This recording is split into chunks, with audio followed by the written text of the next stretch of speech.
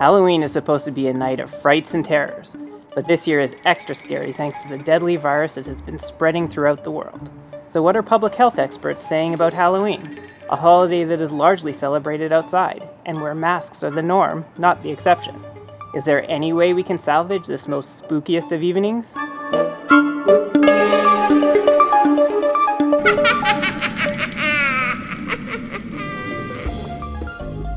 As a general rule of thumb, if you want to know how to do something safely during the pandemic, just take all the fun out of it, and Halloween is no exception.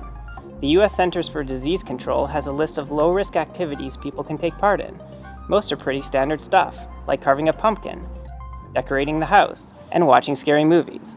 Others sound downright lame, such as having a virtual Halloween costume contest. This is mine.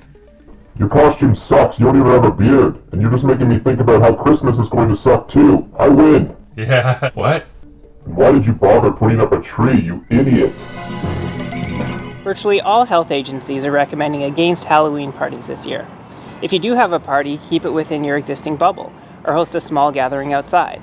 And as the BC Centre for Disease Control specifically notes, don't pass around the snacks, drinks, smokes, tokes, or vapes. I guess you'll have to smoke that whole joint yourself, bro. As usual, those who will be hurt the most by these guidelines are university students, who are being robbed of their prime partying years. Thankfully, parties can now be hosted virtually using video conferencing software. So put on your favorite costume, grab a 2-4 of cheap beer, and binge drink with your friends. Since you don't have a dorm room or apartment, you can do it all in the safety and comfort of your parents' basement. Hey, university's pretty cool so far, huh? Not really, it's kind of lame. What are you supposed to be anyway? I'm a green screen. I can be anything you want me to be. Yeah? How about a hot girl? A vaccine? Maybe a better friend? Or a friend who's more fun than you are? What? Are you crying? This idea can also be adapted for younger children. Instead of bobbing for apples with their friends, sit your kids at a laptop and let them experience the scary feeling of a never-ending conference call. They thought this pandemic had gone on too long before, but after this, they will be screaming, "When will this end?" As their friends speak over each other and nobody knows what anyone is talking about. Very scary. Or wait until the kids go to bed and enjoy a shared horror movie experience with your friends using Netflix Party. Oh yeah. But what about trick-or-treating, which, let's face it, for kids, is really all that matters. Some jurisdictions have banned trick-or-treating entirely, including Los Angeles and Woodstock, New Brunswick, a town noted for... let's face it, nobody even knew there was a Woodstock in New Brunswick. Others are apprehensive about the idea, including Ontario Premier Doug Ford, who said he was nervous about sending kids out on Halloween. Yet most provinces have acknowledged that it can be done safely, as long as some precautions are taken. Many are recommending handing out candy outside rather than making people ring the doorbell. A table set up on the driveway or front yard can be used to ensure those snot-nosed kids don't get too close to you, and candy can either be handed out using tongs or set out on a table in prepackaged goodie bags to limit the number of people touching them.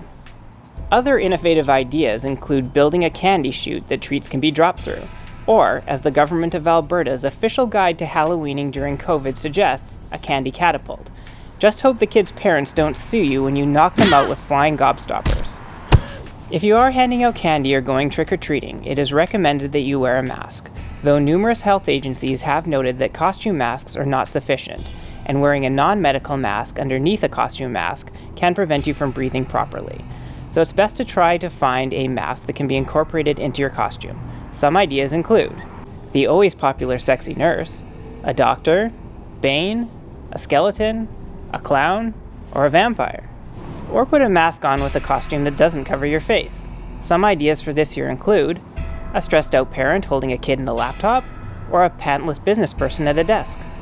As you can see, although 2020 will surely go down as the crappiest year in modern history, there are many ways to stay safe while still having fun on Halloween. Unfortunately, the CDC explicitly cautions against using drugs or alcohol, which can cloud judgment and increase risky behaviors. This, however, goes against my motto that a pandemic is no time to be sober. So mix up your favorite cocktail, smoke some legal weed, and push through this night just like you did for your crappy birthday. If your birthday hasn't happened yet, don't worry, it's gonna suck.